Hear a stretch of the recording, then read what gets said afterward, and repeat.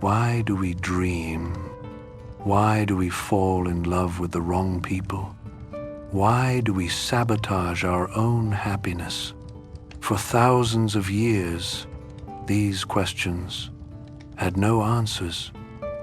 Then a Viennese doctor made a shocking discovery. Our minds are mostly hidden from us, filled with forbidden thoughts and repressed memories that control our lives from the shadows. Tonight, we'll trace the path of Sigmund Freud, a remarkable figure who dared to explore the darkest corners of the human soul. From his complicated childhood to his final days in exile, this is the story of how one person's obsession with understanding the mind changed civilization forever. Before we begin, please take a moment to like this video and subscribe. It helps other curious souls discover these stories. And let us know in the comments which historical figure you'd like us to explore next. So, get comfy, settle in, and let's travel back to where it all began. This is the bedtime biography of Sigmund Freud. Chapter 1. A Greed for Knowledge. Our story begins in 1856, in the small Moravian town of Freiburg, a place where the hills rolled gently toward the horizon, and the air smelled of coal smoke and fresh bread. On May 6th, in a modest apartment above a blacksmith's shop, a baby's first cry pierced the spring afternoon. His name would be Sigismund Shlomo Freud, though he'd later trim it down to the cleaner, more German-sounding Sigmund. Even the circumstances of his birth were complicated. His father, Jacob, was 40 years old, already grandfather to children older than his new wife. His mother, Amalia, was just 21, beautiful and fierce, with dark eyes that seemed to see straight through people. She would always insist that her firstborn was destined for greatness. Mothers have a way of knowing these things, she'd say, especially when the child is born with a call. The family constellation was dizzyingly complex. Young Sigmund had half-brothers old enough to be his father, and a nephew who was actually his senior. Try explaining that at school. His playmate and companion was his nephew John, and their relationship swung wildly between affection and rivalry, a pattern that would echo through Freud's entire life. When Sigmund was 3, something peculiar happened. His Catholic nursemaid, a woman who filled his head with stories of heaven and hell, suddenly vanished, disappeared like smoke. Years later, he discovers she'd been caught stealing and sent to prison.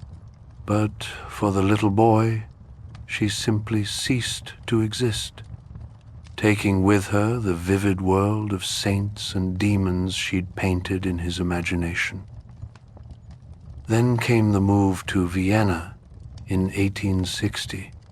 The Freuds, like so many Jewish families, were chasing opportunity in the grand capital of the Habsburg Empire.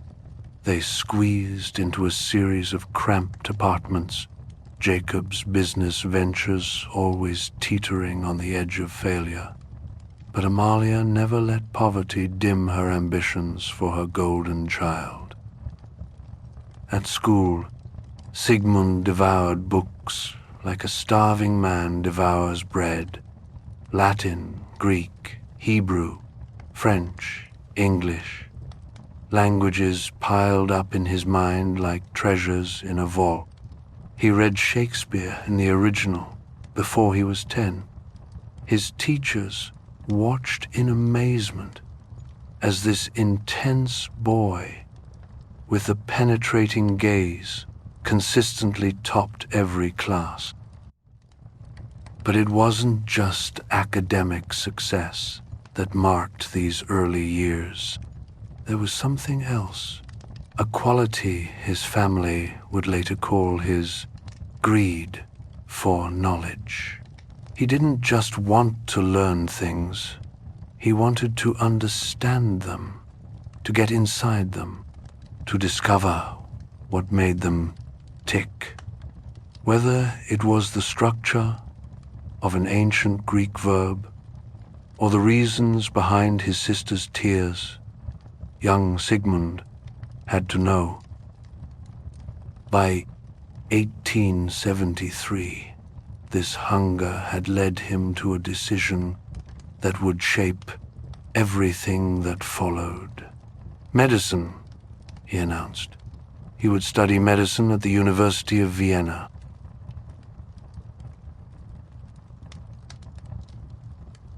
Chapter 2: The Lure of Research. The University of Vienna in 1873 was a temple of learning, wrapped in cigarette smoke and animated by fierce debate. Young Freud climbed its marble steps that first October morning with the kind of anticipation that makes your stomach flutter. He was 17, brilliant, and Jewish. That last fact mattering more than he'd like to admit. The lecture halls were vast amphitheaters where professors thundered about the new scientific age. Darwin's ideas crackled through the air like electricity. Everything could be explained, measured, dissected. God was being politely shown the door, while microscopes and test tubes took center stage. But it was a public reading of Goethe's essay On Nature that truly set Freud's course. The speaker's voice rose and fell like music as he described nature as a mysterious woman, forever creating new forms. She has thought, and she meditates constantly.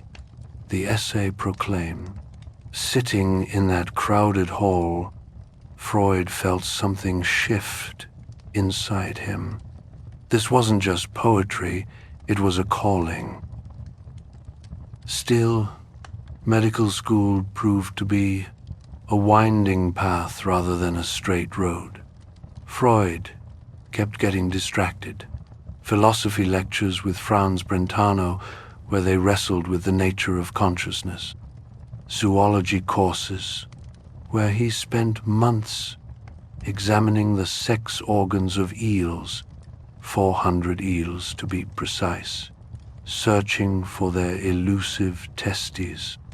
His fellow students were already seeing patients, while Freud was still peering through microscopes at fish gonads. Then came Ernst Breuer. Imagine a Prussian officer who'd traded his sword for a scalpel. That was Breuer.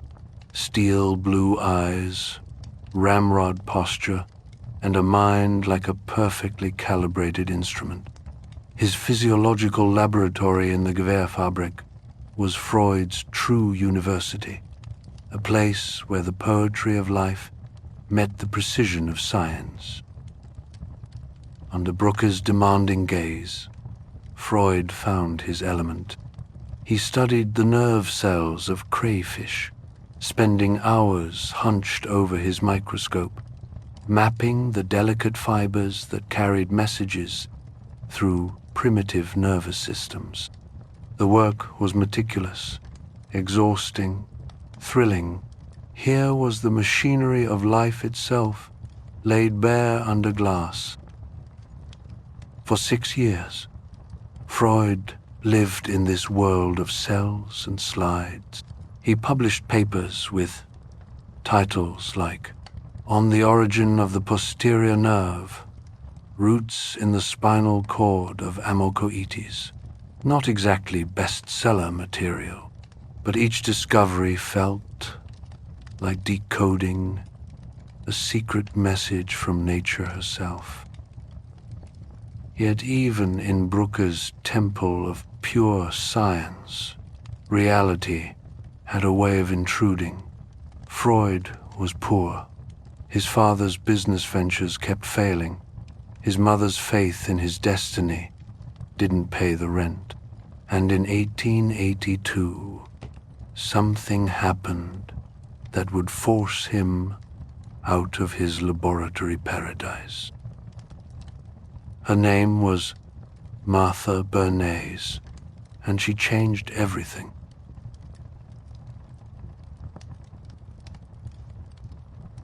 Chapter 3. Freud in Love. April 1882. A friend's house in Vienna, where the gas lamps cast a warm glow over the evening gathering. Freud was 26, all dark intensity and nervous energy, when Martha Bernays walked into the room. She was 21, slender, with intelligent eyes, and a way of tilting her head when she listened that suggested she actually heard what you were saying. 2 months. That's all it took. By June, Freud was writing letters that practically scorched the paper. I knew it was only after you that I would need my breath, he told her. The man who'd spent years dissecting crayfish nerves was suddenly composing poetry that would have made his scientific mentors cringe. But love, like everything else in Freud's life, came with complications. Martha's family didn't approve. Her mother whisked her away to Wandsbek near Hamburg, 500 miles between them. In an age before telephones, this meant letters, hundreds and hundreds of letters. And what letters they were. Freud didn't just write to Martha. He commanded, pleaded, raged, philosophized. He was jealous of her cousins, her friends, even her mother. When she mentioned enjoying a piece by the writer Fritz Reuter, Freud exploded. How dare she admire another man's work? The letters grew so intense that Martha sometimes had to hide them from her family. Meanwhile, practical reality loomed like a stern parent. Breuer, his beloved mentor, had taken him aside with some brutal honesty. 2 assistants ahead of him in the laboratory, both with independent incomes.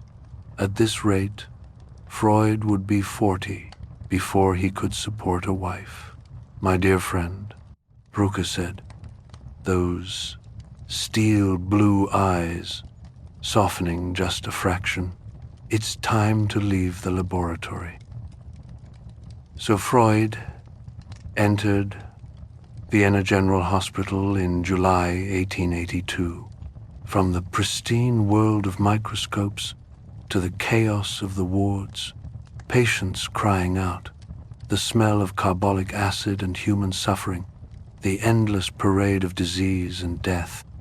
He rotated through departments like a man trying on ill-fitting clothes. Surgery, internal medicine, psychiatry, dermatology. None of it felt right. Then came cocaine.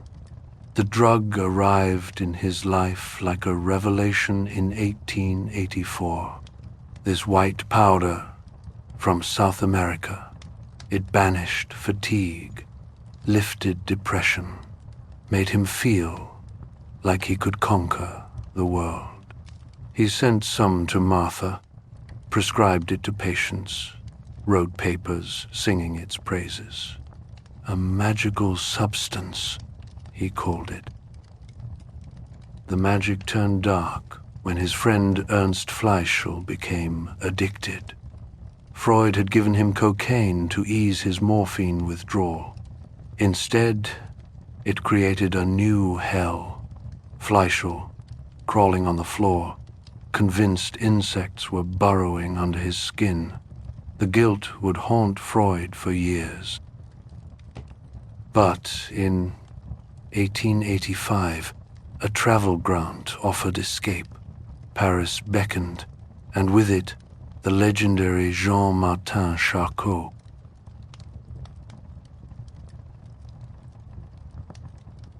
Chapter 4: Hysterics and the Seduction Theory.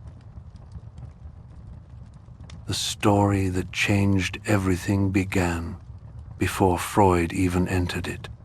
December 1880, a young woman named Bertha Pappenheim, brilliant, imaginative, trapped in the suffocating world of Viennese propriety, fell mysteriously ill while nursing her dying father. Her symptoms read like a Gothic novel: paralysis, hallucinations, inability to speak her native German while chattering away in English, French, and Italian. Josef Breuer, Freud's older colleague and friend, had treated her. What he discovered was extraordinary. When Bertha talked about her symptoms, really talked, following each strange thread back to its source, they began to disappear. She called it chimney sweeping, this process of clearing out the dark corners of her mind. Breuer called it the cathartic method. Bertha herself would later coin the phrase that would echo through history: the talking cure. By 1893, Freud had convinced Breuer to write up the case. They called her Anna O in their published study, though the disguise was tissue-thin. The medical establishment's response was predictable: raised eyebrows, polite coughs, the kind of silence that speaks volumes. Talking as treatment? Where were the prescriptions, the electrical currents, the water cures? But Freud was already pushing beyond Breuer's cautious boundaries. His own patients, mostly young women from good families, suffering from mysterious ailments that defied medical explanation, were telling him things that made even him uncomfortable. Behind their symptoms, again and again, he found stories of sexual encounters in childhood, uncles who came too close, fathers who entered bedrooms at night, trusted family friends who betrayed that trust in unspeakable ways. By 1896, Freud had formulated his seduction theory. The name itself was a Victorian euphemism. What he really meant was that neurosis was caused by childhood sexual abuse. Every hysterical symptom, he argued, could be traced back to these early traumas, buried like unexploded bombs in the unconscious mind. He presented his findings to the Society for Psychiatry and Neurology in Vienna that April.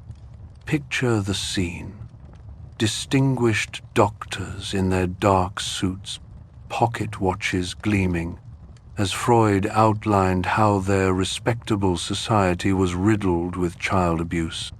The chairman, Baron Richard von Krafft-Ebing, delivered his verdict with icy precision. It sounds like a scientific fairy tale. The isolation was total. Referrals dried up. Former colleagues crossed the street to avoid him, but Freud pressed on, convinced he'd found the key to human suffering, until the doubts began to creep in like fog under a door. The stories his patients told, were they memories or fantasies? Could there really be this much abuse hidden behind Vienna's respectable facades? By September 1897, writing to his friend Wilhelm Fliess, Freud confessed his devastating realization: I no longer believe in my neurotica. The theory was dead, but from its ashes, something far more disturbing would rise.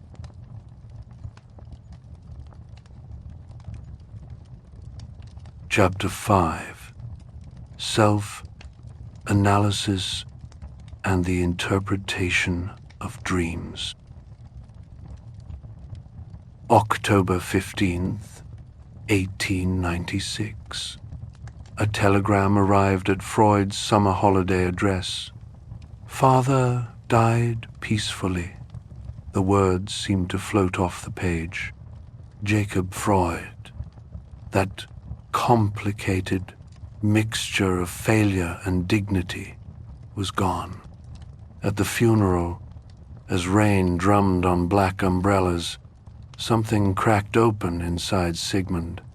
Not just grief, but a strange, vertiginous feeling, as if the ground beneath his feet had become unreliable. The dreams started almost immediately.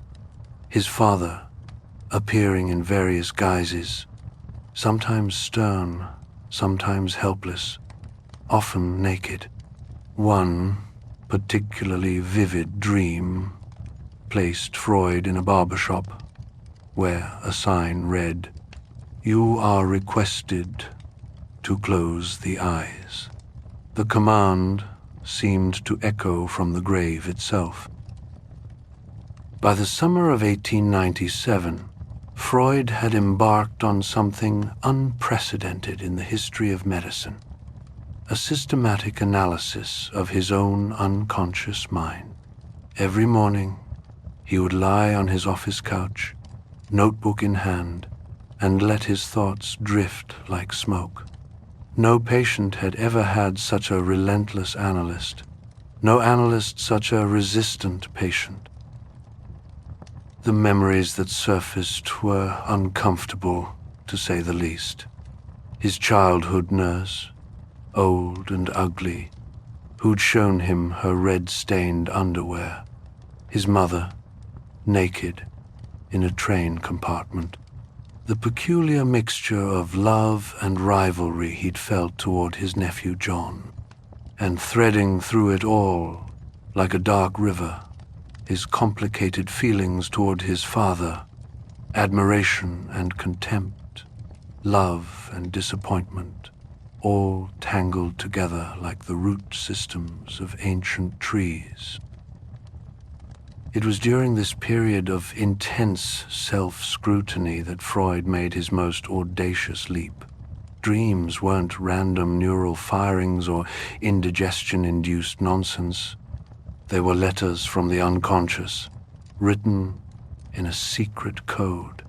Every dream, he realized, was a wish fulfillment, though often so heavily disguised that the dreamer would never recognize the wish.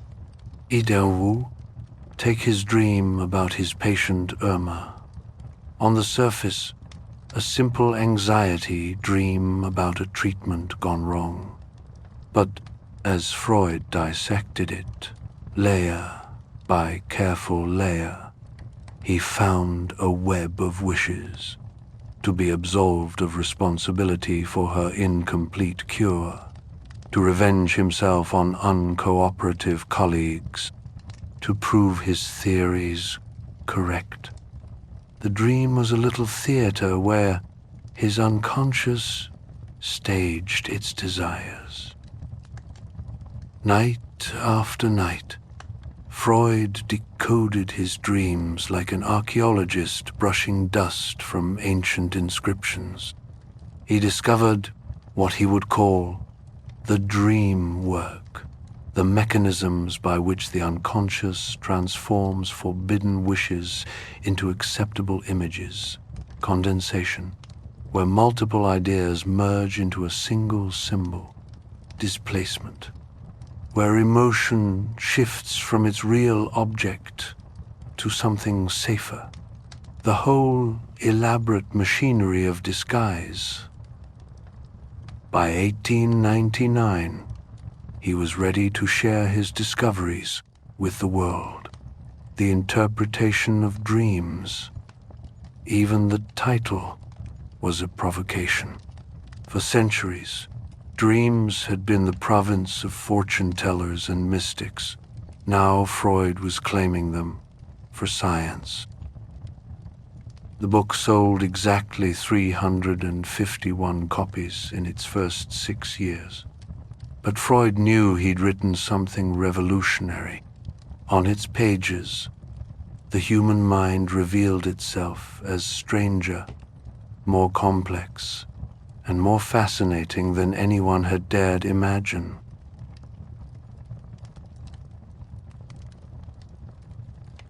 Chapter 6. The Birth of Psychoanalysis. The new century arrived, like a nervous patient, full of symptoms nobody quite understood. Electric lights were replacing gas lamps. Automobiles puttered down streets built for horses. And in Vienna, a middle-aged Jewish doctor was proposing that the human mind was mostly terra incognita, an unexplored continent lurking beneath the surface of everyday life. Freud's consulting room at Burgas 19 had become a peculiar sort of laboratory. No test tubes or electrical equipment, just a couch covered in Persian rugs, walls lined with ancient artifacts, and the perpetual fog of cigar smoke. Here, the instruments were words, and the experiments involved journeys into the deepest recesses of the human psyche. The unconscious, that was Freud's radical proposition, that most of our mental life happens in darkness, beyond the reach of conscious awareness. Not just forgotten memories tucked away in some mental filing cabinet, but a seething cauldron of desires, fears, and impulses, all pressing for expression, all held in check by the thin ice of civilization. Picture the mind as a house. The conscious part, that's just the well-lit parlor where we receive guests. But below, in the cellar, that's where the real action happens. Down there, primitive wishes clash with moral prohibitions, childhood traumas fester like untended wounds, and the wild, amoral creature we once were still prowls in the shadows. Repression was the gatekeeper. When thoughts or feelings proved too disturbing, too incompatible with our image of ourselves, the mind simply shoved them downstairs. But here's where it gets interesting. Repressed material doesn't just disappear. It seeks other outlets, emerging in dreams, slips of the tongue, neurotic symptoms, even the jokes we tell at dinner parties. Then came the bombshell that would make Freud's name simultaneously famous and infamous: infantile sexuality. Children, he announced to a horrified world, were not innocent angels, but little bundles of erotic energy. From birth, humans were pleasure-seeking creatures, and this search for satisfaction unfolded in predictable stages. First, the oral stage.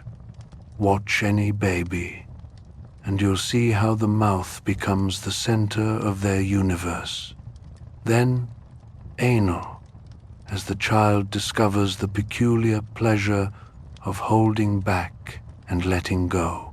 Finally, around age 4 or 5, the phallic stage, where the real drama begins. Enter Oedipus, that tragic Greek king who killed his father and married his mother.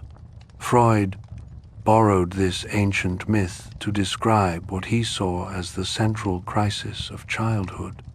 Every little boy, he claimed, falls in love with his mother and sees his father as a rival. Every little girl, well, that was more complicated, and Freud would spend years trying to work it out.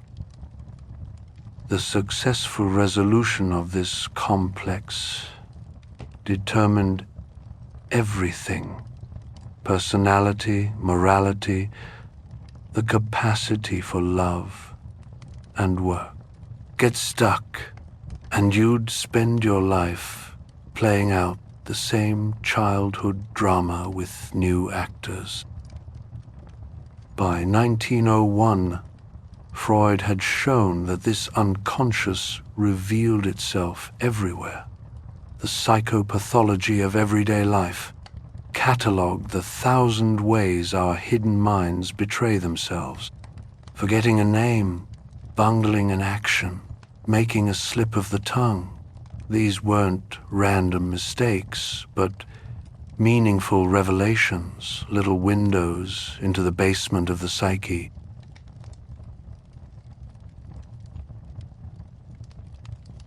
Chapter 7. The Wednesday Psychological Society. Wednesday evenings in Vienna, 1902. After the shops had closed and the coffee houses had filled with their usual crowd of intellectuals and idlers, a different sort of gathering was taking place at Bergasse 19. Up the dark staircase, past the waiting room with its respectable furniture, a small group of men assembled in Freud's study, ready to explore territories that respectable society preferred to ignore. They called themselves the Wednesday Psychological Society, though society was perhaps too grand a word for those early meetings. 4 men initially: Wilhelm Stekel, a physician with a talent for symbol interpretation and a loose relationship with the truth; Alfred Adler, intense and argumentative, already chafing at Freud's theories; Max Kahane and Rudolf Reitler, early disciples who would later fade from history like underdeveloped photographs. The ritual was always the same: black coffee and cigars, the fuel of Viennese intellectual life.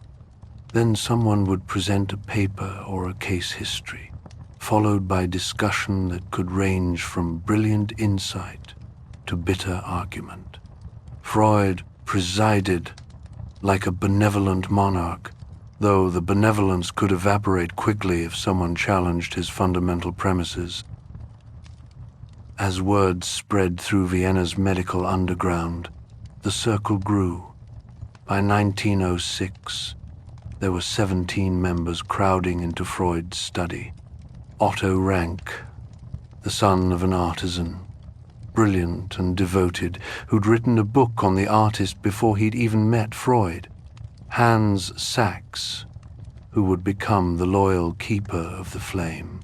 Paul Federn, whose son would later describe these meetings as having the atmosphere of the foundation of a religion. And that was precisely the problem. Freud insisted he was founding a science, but the dynamics felt more like a mystery cult. There were the initiated and the outsiders, orthodox interpretations and heresies, a charismatic leader whose word carried the weight of revelation. Members competed for Freud's approval like courtiers vying for a king's favor. The discussions could be electrifying. One evening, Isidor Sadger presented his analysis of the homosexual writer Conrad Ferdinand Meyer. Another night brought debates about the psychology of cooking. Was the kitchen a symbolic womb? Were certain foods inherently erotic? No topic was too strange, too intimate, or too controversial for the Wednesday circle. But tension simmered beneath the surface. Adler was developing his own ideas about organ inferiority and the will to power.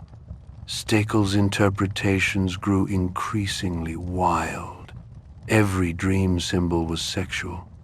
Every tower a phallus, every cave a vagina. Freud himself could be cutting, dismissive, particularly when someone suggested that perhaps, just perhaps, not everything came down to sex. The minutes of these meetings, meticulously kept by Otto Rank, read like the chronicle of a revolution in progress. Here were men, and they were all men, Vienna's prejudices running deep, attempting to map the unmapped territories of the human soul. They were explorers without charts, making it up as they went along. By 1908, the Little Wednesday gathering had outgrown Freud's study. The first International Psychoanalytic Congress in Salzburg announced to the world that this was no longer just a Viennese curiosity.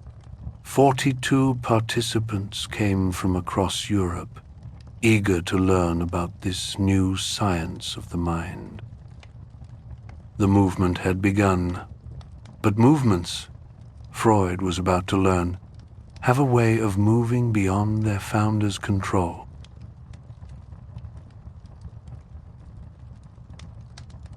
Chapter 8. The Rise and Fall of the Crown Prince.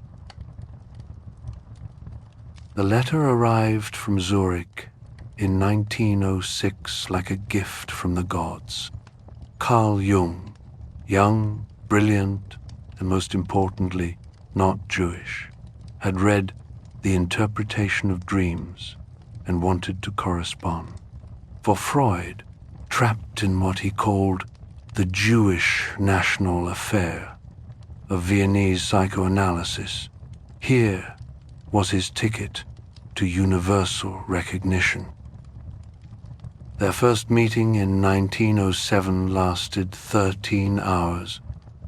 13 straight hours of talk, as if they were trying to download entire libraries of thought into each other's minds. Jung was everything Freud could have wished for in an intellectual heir, charismatic, learned with one foot in the respectable world of Swiss psychiatry and the other in the wild territories of mythology and mysticism. When the empire I founded is orphaned, Freud wrote to Jung, no one but Jung shall inherit the whole thing. The language itself reveals everything: empires, orphans, inheritance. This wasn't just professional collaboration, but something far more primal. A father seeking a son worthy of his legacy. For a few glorious years, it worked. Jung became president of the International Psychoanalytic Association, editor of the yearbook, Freud's chosen vessel for carrying psychoanalysis beyond the cafes of Vienna. They analyzed each other's dreams in letters that ran to dozens of pages. When Jung confessed his own erotic tangles, Freud responded with paternal wisdom and barely concealed delight at such intimate confidence. But fault lines were already forming. Jung couldn't swallow Freud's insistence that libido was always sexual. What about religious experience? What about the collective patterns that seemed to repeat across all human cultures? While Freud dug into individual childhoods, Jung was excavating mythology, finding universal symbols that seemed to predate any personal trauma. The break, when it came, was as messy as any divorce. It started with small disagreements. A different interpretation here, a theoretical quibble there. But by 1912, their letters had turned cold, formal, addressed to "Dear Doctor" instead of "Dear Friend." Jung began having dreams of Freud as a petrified customs official, rigid and lifeless. The final blow came at the Munich conference in 1913. Jung was lecturing about Egyptian pharaohs when Freud suddenly fainted, the second time he'd collapsed in Jung's presence. Later, Freud would interpret these fainting spells as his unconscious recognition that Jung wished him dead. Perhaps he was right. "The rest is silence," Jung wrote after their final exchange. But it wasn't. Not really. Both men would spend years working through the grief and rage of their split. Jung would develop his own analytical psychology, with its collective, unconscious, and archetypal patterns. Freud would tighten his grip on psychoanalytic orthodoxy, excommunicating heretics with papal efficiency. The crown prince was dead. Long live the king, alone on his throne, surrounded by courtiers but trusting no one quite the same way again.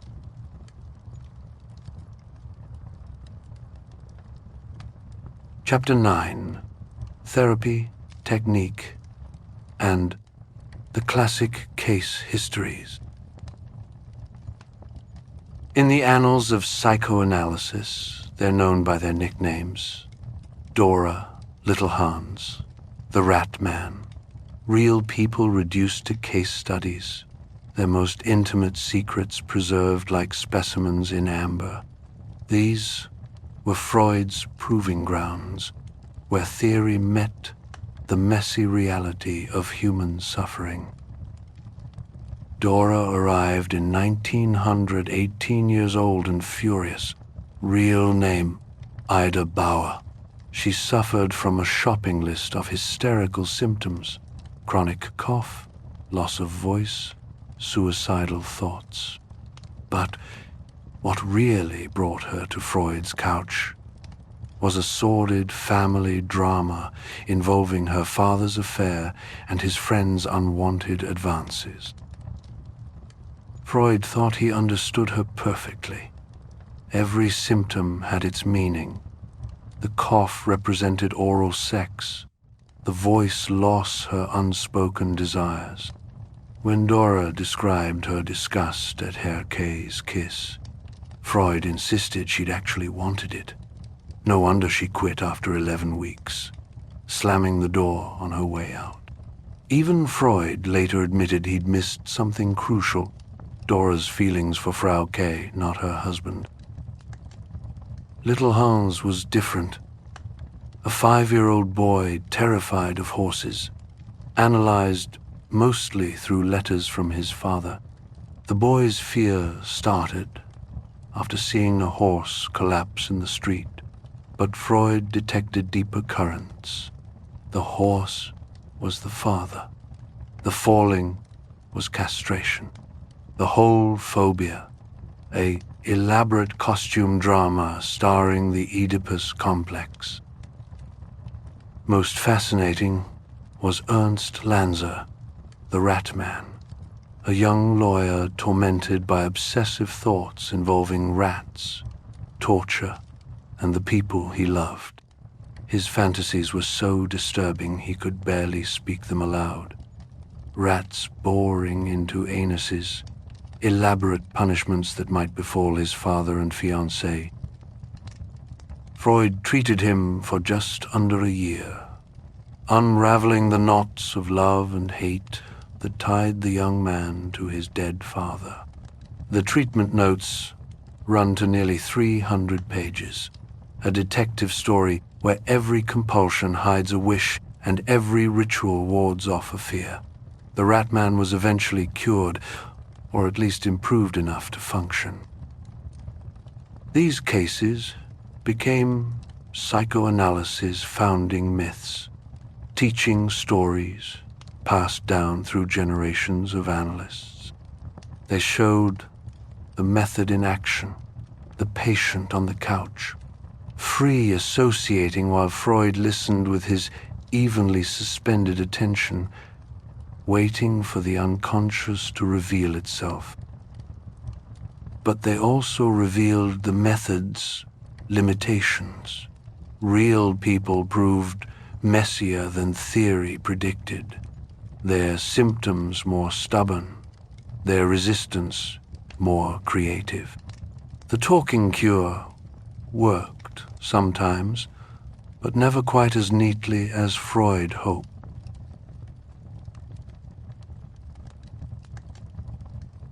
Chapter 10: Psychoanalysis and Culture. By 1907, Freud had grown restless with the consulting room.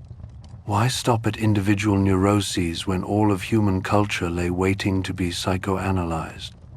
Art, literature, religion, surely they were all symptoms, writ large, collective dreams demanding interpretation. His first major foray was an essay on Jensen's Gradiva, a novel about an archaeologist obsessed with an ancient relief. Freud dissected it like one of his patient's dreams, finding repressed desires and childhood memories the author probably never knew he'd embedded. Writers, he declared, were doing psychoanalysis without knowing it, transforming their unconscious conflicts into public entertainment.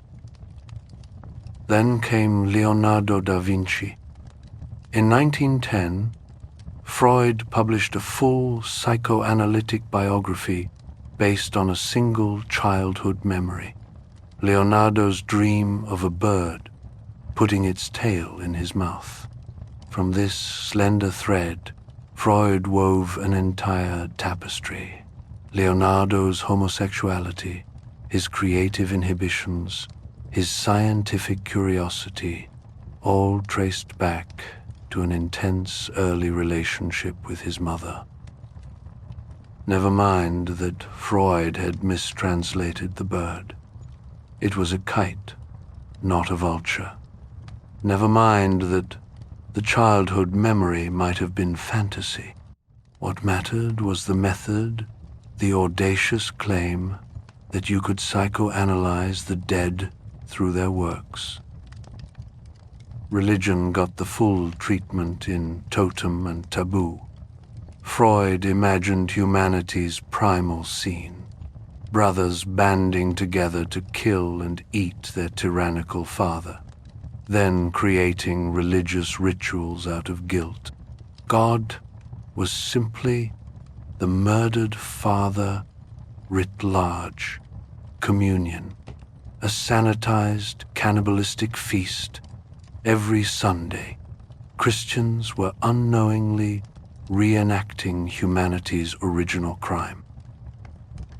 But it was Michelangelo's Moses that really captured Freud's imagination. He visited the statue obsessively whenever in Rome, sitting before it for hours, like a patient before an analyst.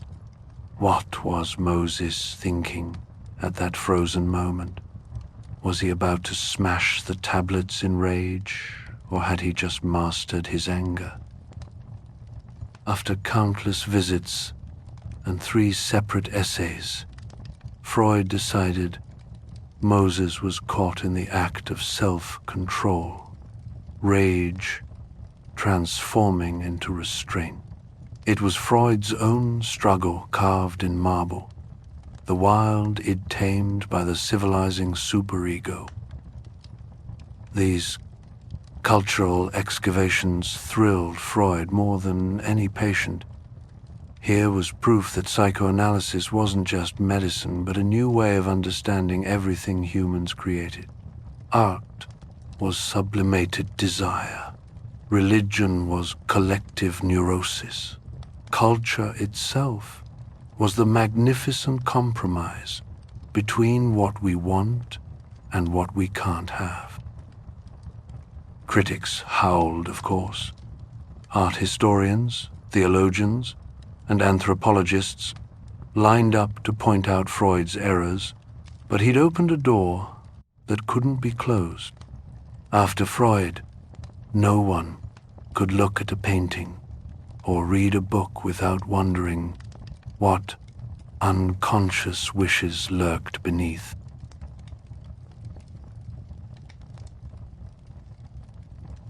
Chapter 11. The Great War and the Death Drive. August 1914. The lamps were going out all over Europe, and Freud, like millions of others, was caught up in the fever. "All my libido goes to Austria, Hungary," he wrote in those first delirious weeks. His sons, Martin and Ernst, enlisted immediately. Even the pacifist Freud felt his blood stirring with ancient tribal loyalties. But the romance died quickly, suffocated in mud and poison gas. The telegraph brought news that made the unconscious seem tame by comparison. Hundreds of thousands dead at the Somme, boys walking into machine gun fire, generals treating soldiers like figures on a map. Freud's own consulting room filled with the war's wreckage, officers who couldn't stop shaking, men who relived the same explosion every night. These war neuroses shattered one of psychoanalysis' founding assumptions. Here were traumatic symptoms that had nothing to do with childhood sexuality or repressed desires. Shell-shocked soldiers dreamed not of wish fulfillment, but of the very experiences they desperately wanted to forget. The repetition was mechanical, demonic, as if some malevolent force compelled them to revisit their worst moments. By 1915, Freud's initial optimism had curdled into profound pessimism. In Thoughts for the Times on War and Death, he stripped away civilization's pretenses. Humans hadn't progressed beyond their primitive ancestors. They'd simply learned to hide their bloodlust behind flags and anthems. The war revealed what psychoanalysis had always suspected. Scratch the surface of any civilized person, and you'll find a barbarian. Food grew scarce in Vienna. Freud's cigars, his sweet habit, became impossible to find. He burned furniture to heat his office, conducted analyses wrapped in overcoats. Martha queued for hours for a bit of horsemeat. The empire that had nurtured psychoanalysis was dying, and something was dying in Freud, too. It was from this darkness that his most radical revision emerged. In 1920s, beyond the pleasure principle, Freud proposed something that shocked even his followers, the death drive. Alongside Eros, the life instinct that seeks connection and creation, lurked Thanatos, an equally powerful urge toward dissolution, destruction, return to the inorganic. "Watch children playing," he said. "They don't just seek pleasure, they compulsively recreate unpleasant experiences." His grandson, Ernst, separated from his mother, played a game with a wooden spool, throwing it away and reeling it back, chanting, "Forth da, gone, there," over and over, mastering loss through repetition. But it went deeper than child's play. The compulsion to repeat, the lure of destruction, the strange satisfaction in suffering, these pointed to something fundamental in the human psyche. Life itself was a detour, a temporary disturbance in the peace of non-existence. "The aim of all life is death," Freud wrote, a sentence that sent shivers through even his most devoted followers.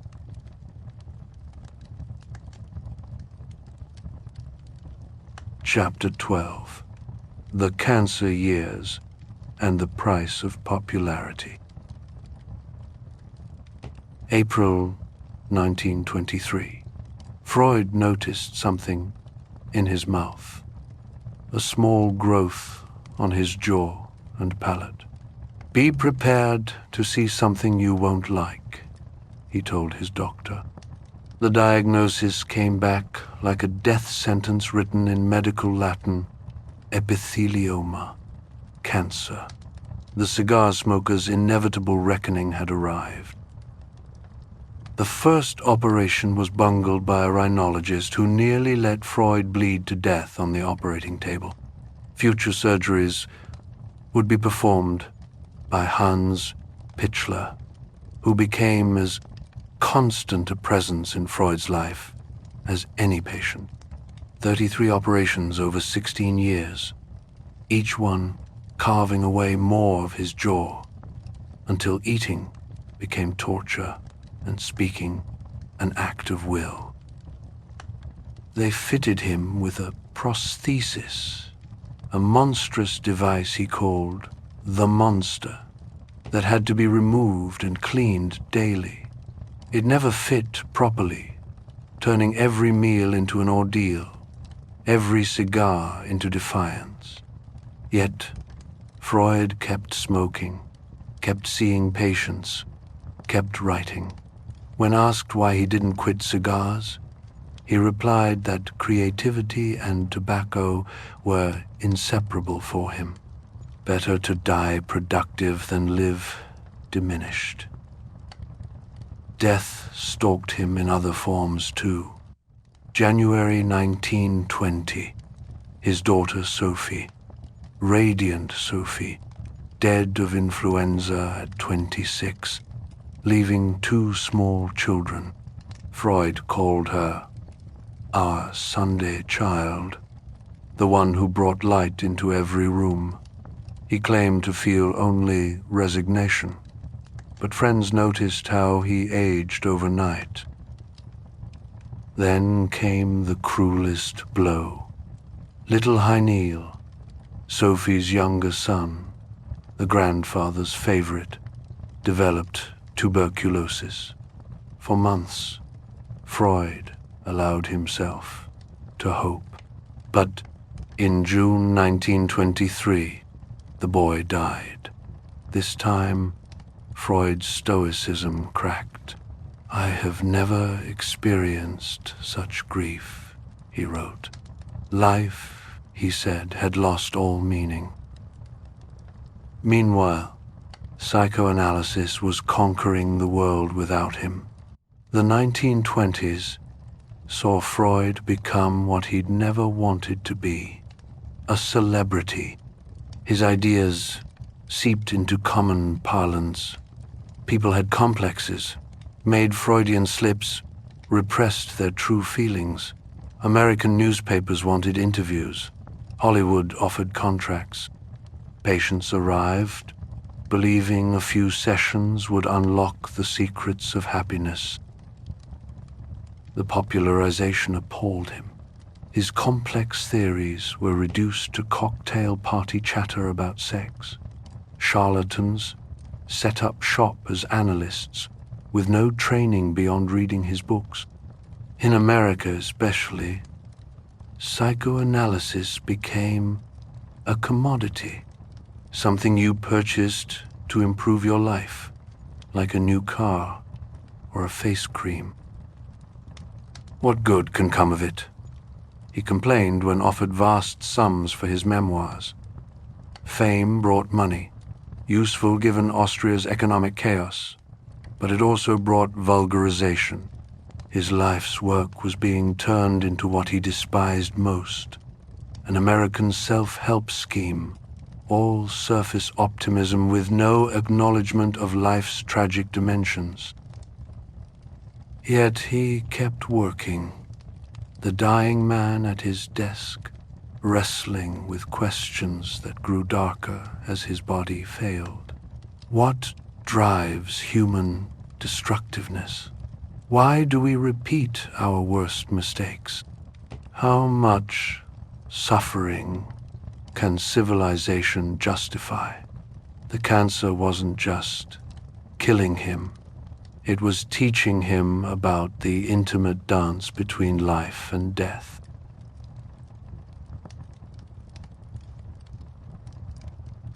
Chapter 13.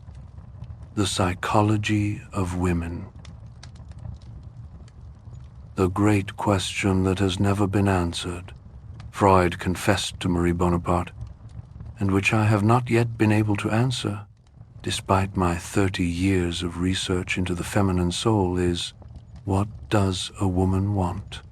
The admission came late in his career, after decades of confident pronouncements about the human psyche.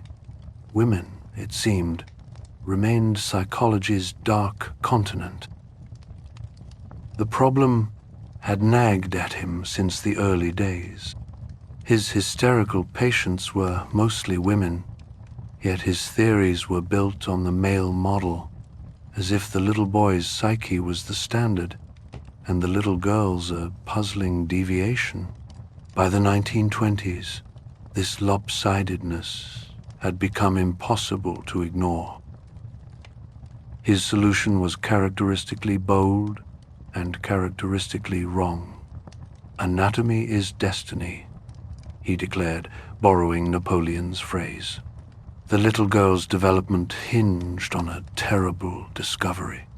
She lacked a penis. This absence, Freud argued, shaped everything: her personality, her morality, her capacity for culture.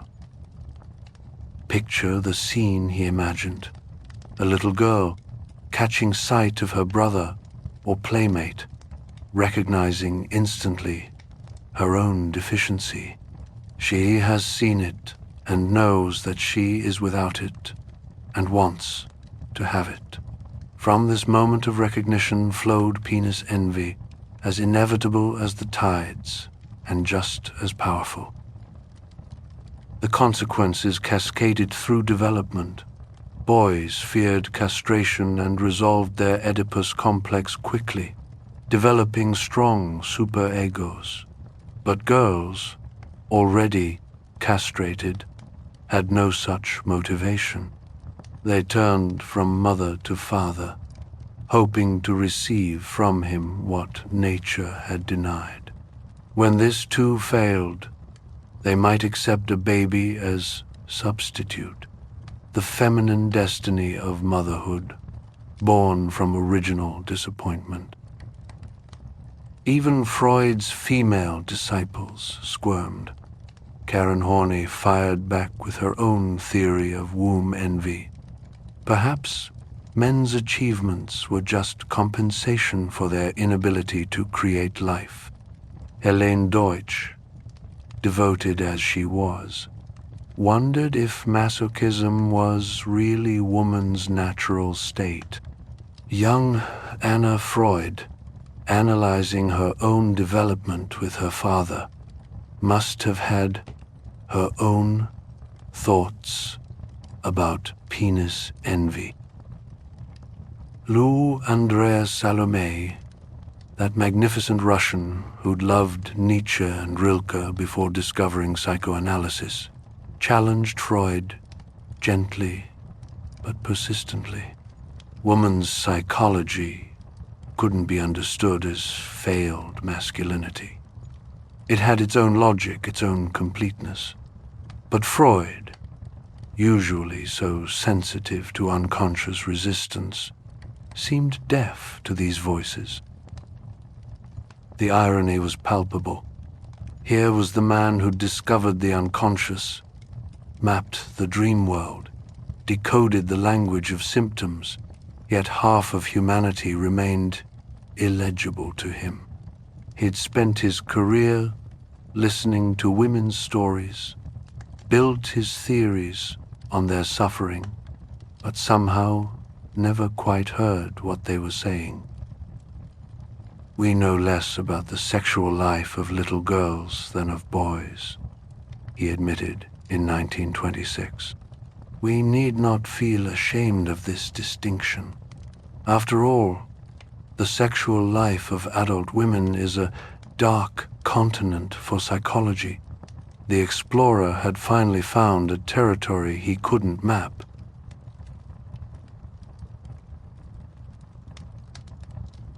Chapter 14. Human Nature at Work, Civilization, and its Discontents. The question came to him while vacationing in the Alps, watching civilization spread across the pristine landscape like a rash. Hotels where meadows had been, railways cutting through ancient valleys, tourists photographing what they were simultaneously destroying. Was this progress? Or was humanity building its own beautiful prison? By 1927, Freud was ready to psychoanalyze not just individuals, but civilization itself. The future of an illusion fired the opening salvo, a demolition of religion so thorough it left rubble where comfort had been. God was nothing more than an exalted father, he argued, projected onto the cosmos by humans too frightened to face reality alone. Religious ideas were illusions, fulfillments of the oldest, strongest, and most urgent wishes of mankind. The wish for protection, for justice, for meaning in a universe that offered none. Believers were children refusing to grow up, clinging to fairy tales because truth was unbearable. Science alone offered real hope, cold comfort perhaps, but at least honest. The book scandalized even some psychoanalysts. Was nothing sacred, but Freud was just warming up. In 1930, he published his masterpiece of cultural criticism, Civilization and its Discontents. If religion was an illusion, civilization itself was a kind of magnificent neurosis. The arithmetic was brutal. Civilization demanded that we renounce our most basic instincts, aggression, sexual freedom, the simple pleasure of doing whatever we pleased. In return, it offered safety, culture, the comfort of belonging. But the cost kept rising, while the rewards felt increasingly hollow. Consider love, Freud said. Civilization preached universal brotherhood, commanded us to love our neighbors as ourselves. But why should we? Our neighbors were at best indifferent, at worst cruel. The commandment to love everyone equally was like asking someone to heat the universe. Noble in theory, impossible in practice, and ultimately a waste of precious warmth. The real truth was darker. Man is a wolf to man, homo homini lupus. Given the chance, humans would exploit, humiliate, torture, and kill their fellows. Civilization's rules weren't expressions of our higher nature, but desperate dams against our destructiveness. And like all dams, they leaked. The repressed aggression didn't disappear. It turned inward as guilt. Modern humans were neurotic, not by accident, but by necessity, paying for their safety with their happiness. Each advance in civilization tightened the screws. More rules, more guilt, more unconscious rage seeking outlet. The fateful question for the human species, Freud concluded, was whether civilization could master the death drive before it destroyed everything. Writing as fascism spread across Europe, he wasn't optimistic. Eros and Thanatos were locked in combat, and the outcome was desperately uncertain. The book sold brilliantly. Nothing sells like bad news delivered with style, but Freud took no satisfaction in his success. He diagnosed the disease perfectly. The cure, if one existed, remained maddeningly out of reach.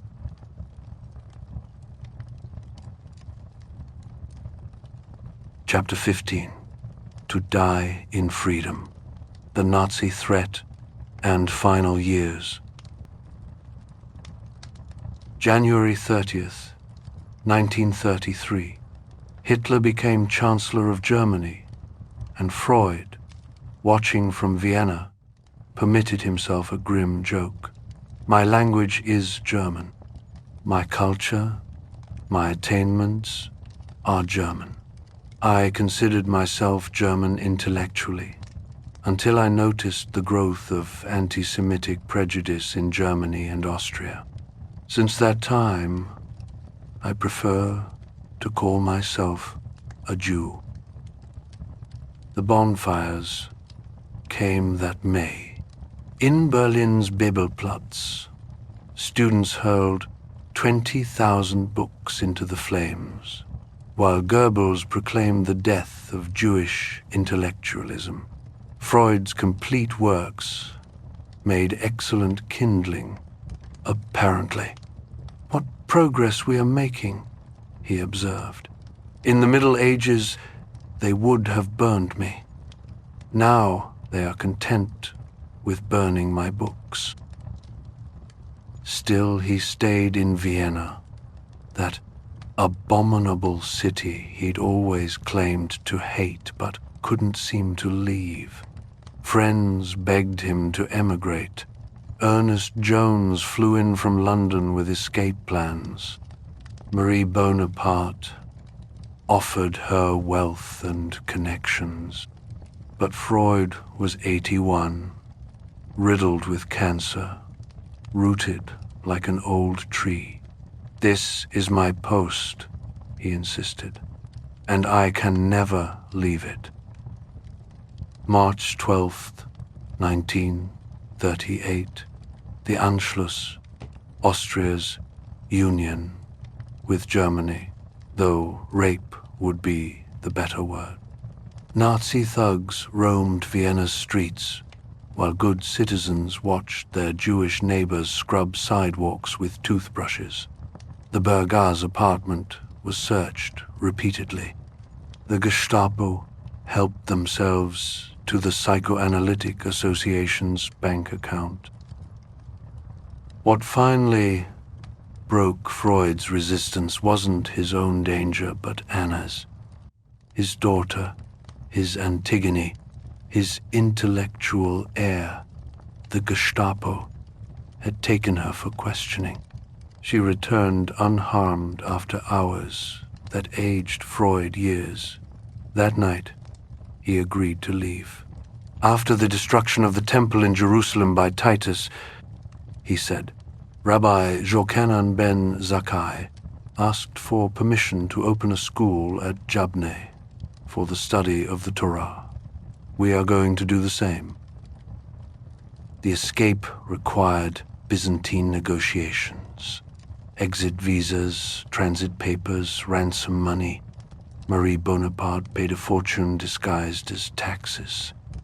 Even then, the Nazis demanded one last humiliation. Freud had to sign a statement that he'd been well treated. He complied, adding a line dripping with the irony that had sustained him through life. I can most highly recommend the Gestapo to everyone. June 4th, 1938. The Orient Express carried Freud across Europe preparing for war. In Paris, Marie Bonaparte waited on the platform with champagne. In London, the Freuds found refuge in a Hampstead house that would become Psychoanalysis' final headquarters. He had 15 months left. The cancer had invaded too deeply for any more operations. When the pain became unbearable, he reminded his doctor Max Schur of an old promise. On September 21st, 1939, Schur administered 3 injections of morphine. Freud slipped into a coma and died at 3 in the morning of September 23rd. He'd kept his promise to himself, to die in freedom, an unbeliever to the end. His last days spent reading Balzac and seeing patients. The old explorer had made his final journey.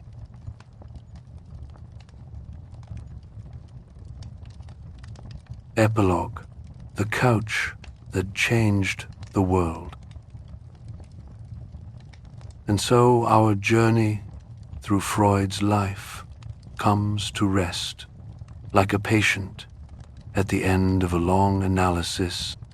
The man who taught us that we are strangers to ourselves left behind a legacy as complex as the human mind he tried to map. His theories have been challenged, revised, sometimes discarded, yet we still make Freudian slips, still speak of the unconscious, still recognize that our past haunts our present in ways we barely understand. Walk through any city today, and you'll find his descendants, therapists, and counselors helping people make sense of their inner worlds through talking. The couch has multiplied into millions of spaces where people dare to speak their unspeakable thoughts. Perhaps that's Freud's truest legacy. Not any particular theory, but the radical idea that our mental suffering has meaning, that our symptoms are stories waiting to be heard. The boy from Freiburg, who wanted to understand everything, ended up showing us how little we understand ourselves. And in that humbling recognition, perhaps, lies the beginning of wisdom. Sweet dreams, and see you in the next bedtime biography.